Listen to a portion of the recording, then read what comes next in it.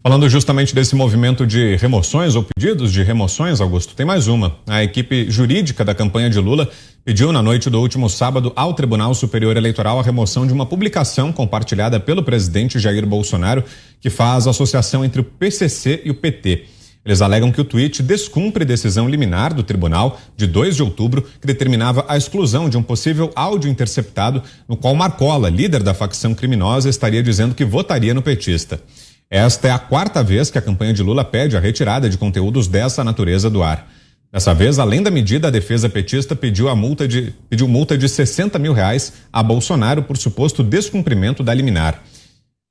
Só para completar, Augusto, nesta segunda-feira, a ministra do TSE, Maria Cláudia Buchianeri, negou o pedido da campanha de Lula para retirar o site Lulaflix do ar. A magistrada considerou como genérica a afirmação de que os conteúdos publicados na página sejam ilegais. Esse site foi criado em agosto e reúne diversas reportagens sobre o passado de Lula. Entre as informações impulsionadas pela página estava uma que associa o petista ao PCC. Augusto. Coisa curtinha, só uma informação. A equipe de advogados gigantesca e liderada pelo Cristiano Zanin está entrando com 5 ações do tipo por dia. E esse cara é o candidato a ministro do Supremo de quem já tinha insultado o país, de quem já insultou o país com a nomeação do Dias Toffoli. O Lula acha pouco, isso aí ele quer o Cristiano Zanin, que é um censor o tempo todo. Você, Zé, como é que tá vendo essa série de pedidos da campanha de Lula? Na verdade, desde aqui o início da campanha e em programas anteriores, eu me preparei e disse a vocês que seria uma disputa eleitoral altamente, mas altamente judicializada.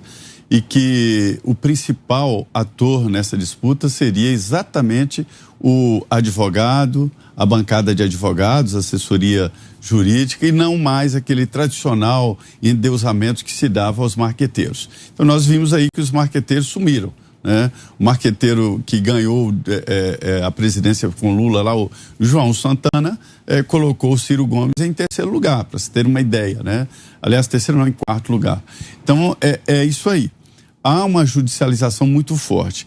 E por quê? Essa tendência de judicialização é porque um dos lados entendeu que o campo favorável para ele é essa luta jurídica, a apresentação de pedidos, de entulhar os ministros do Supremo com pedidos, e tem dado certo. Tem dado certo pelo lado do PT.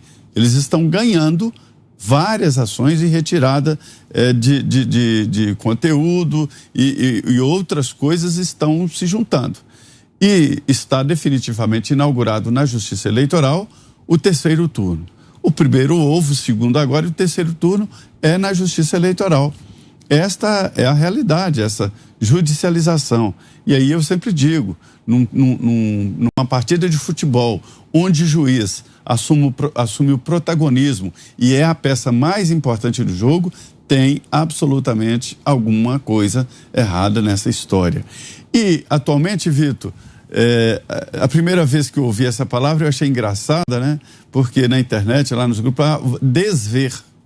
Eu quero desver isso aí. E o Augusto tem toda a razão quando ele apagar. Apagar é forte demais, porque não existe apagar, como não existe desver. E estão trazendo isso aí para a justiça. Daqui a pouco o ministro vai sancionar, né, o desver. Tipo assim, todos serão obrigados a desver, ou seja, a apagar e a não se lembrar do que foi apagado. Diga, Schelp. Essa história, né, de combater fake news, desde o começo, já se provava, já se sabia, né, já se avisava, se alertava que seria um fracasso. É praticamente impossível combater esse tipo de coisa, a disseminação de mentiras ou de notícias fraudulentas. Na definição de Carlos Eduardo Lins da Silva, né, ele diz que fake news, a melhor tradução é notícias fraudulentas, porque elas são intencionalmente erradas ou falsas, né? Diferente de notícia falsa que pode ser cometida por um erro, uma incompetência, por exemplo, né, de alguém que produziu ela. Bom, mas era um fracasso anunciado, primeiro porque, de fato, o que a gente vê é que as notícias falsas, as mentiras, continuam sendo disseminadas amplamente nessa campanha. E é um fracasso porque, obviamente, como se previa, acaba resvalando em muitos casos em censura, em cerceamento de liberdade de expressão.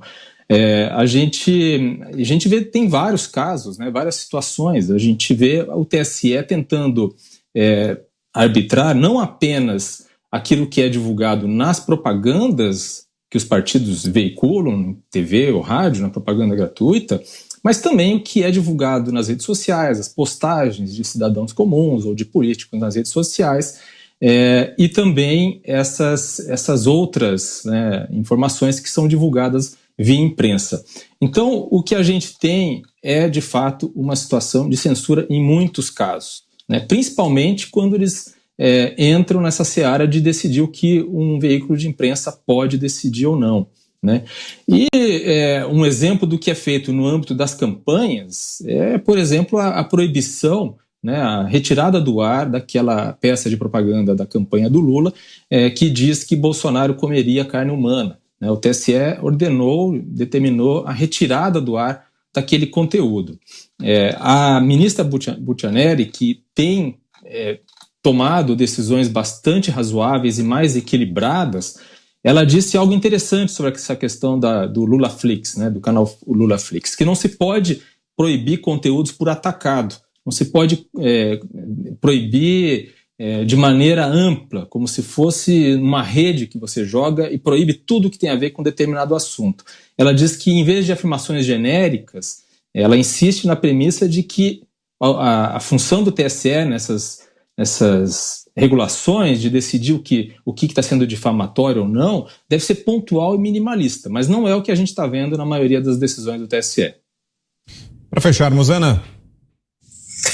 Vitor, vamos só dar uma refrescada aqui na nossa memória. O Marcos Valério, na sua delação à Polícia Federal, ele afirmou aí que há uma relação entre PT e o PCC.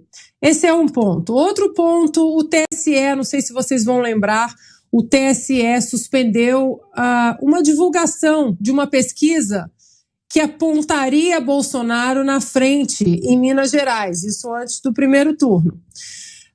Eu volto sempre nesse assunto do computador do filho do Joe Biden, o Hunter Biden, em 2020, porque um veículo foi tirado do ar, praticamente tirado do ar das plataformas sociais, por colocar no debate público, um pouco antes da eleição presidencial de novembro de 2020, o escandaloso laptop do filho do então candidato Joe Biden.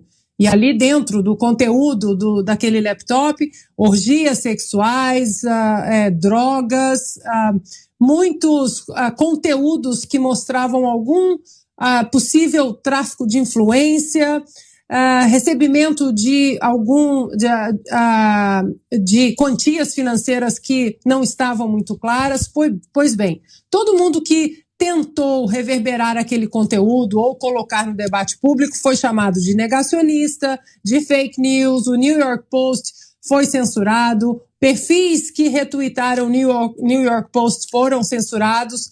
Pois bem, quase 2 anos aí se passaram e veja você, Vitor, o FBI está aí na iminência de indiciar Hunter Biden por investigações concluídas que vieram exatamente daquele laptop que todo mundo disse, as big techs, o conglomerado da política aí americana, todos disseram que era fake news.